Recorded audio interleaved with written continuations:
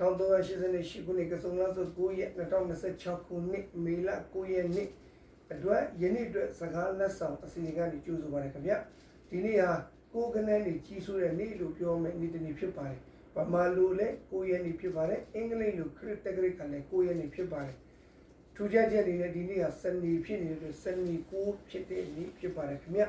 ထိလွယ်ရှာလွယ်အောင်မြင်လွယ်တဲ့ရက်ရဖြစ်ပါတယ်ခင်ဗျ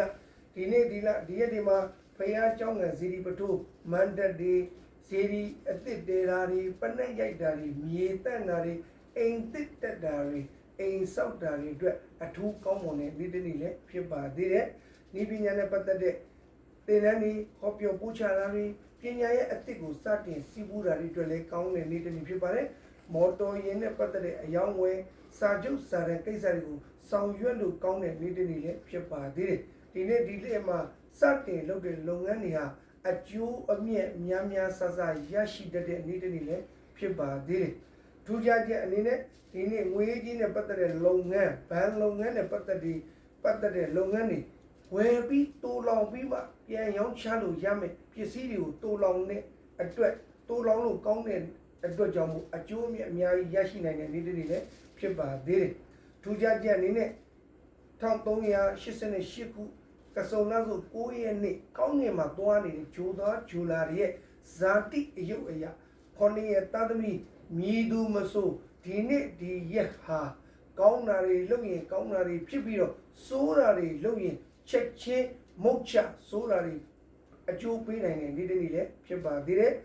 ကျမ်းမာရေးညံ့နေတဲ့သူတွေကစေကောင်းဝမ်းကောင်းတွေတွေ့ရှိသွားတာမျိုးစေတိုးသွားတာမျိုးတွေဖြစ်တဲ့ပြီးတော့အနှဲငယ်ဖျားနာနေတဲ့သူတွေဆိုရင်တော့လုံးဝနေကောင်းသွားတဲ့အထိအကျိုးပေးတဲ့နေ့တစ်နေ့လည်းဖြစ်ပါသေးတယ်ကုမ္ပဏီတို့မို့ဌာနဆိုင်ရာတာဝန်တွေထမ်းဆောင်နေတဲ့ဝန်ထမ်းတွေအတွက်တော့မိမိတာဝန်ယူနေရတဲ့လုပ်ငန်းတွေနဲ့ပတ်သက်ပြီးတော့စကားပြောရတာတွေစကားနဲ့ပတ်သက်ပြီးအငင်းကုန်လုပ်ရတာဒီဖြစ်တတ်ပါသေးတယ်အခြေအနေနဲ့ပတ်သက်ပြီးတော့အသင့်တင်ရှိပါတယ်လူငယ်ရေးရမှာဒီနေ့ဒီရက်မှာချစ်တဲ့စကားလက်ထက်ပွင့်တောင်းတာမျိုးချစ်စကားဆိုတာမျိုးတွေဆိုရင်တော့လုံးဝမလုပ်တဲ့နေ့တစ်နေ့လည်းဖြစ်ပါသေးတယ်ခေါင်းရသားသမီးတွေအားလုံးအနေနဲ့ဒီနေ့ဒီရက်မှာကောင်းတာလုပ်ရင်ကောင်းတာတွေဖြစ်မယ်ဆိုးတာလုပ်ရင်ဆိုးတာတွေဖြစ်မယ်ဆိုပေမဲ့ကောင်းတာတွေလုပ်ရင်လည်းပဲချက်ချင်းကောင်းနိုင်ပြီးတော့ဆိုးတာတွေလုပ်ရင်လည်းပဲချက်ချင်းဆိုးနိုင်တဲ့နေ့တစ်နေ့ဖြစ်တဲ့အတွက်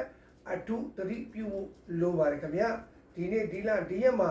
ဘာသာရေးလိုက်စားတဲ့သူတွေလောကီဆရာတွေအနေနဲ့မိမိတို့ရဲ့လှုပ်ဆောင်ရမယ့်ကျင့်စဉ်တွေစခန်းတွေကိုလှုပ်ခြင်းအဖြစ်အလုံးရှိတဲ့တိတ်တီတွေအထူးတလေရရှိနိုင်တဲ့နေ့တစ်နေ့လည်းဖြစ်ပါတယ်ခင်ဗျာအားလုံးကိုကျေးဇူးတင်ပါတယ်ဆရာတိတ်တီလည်းပါ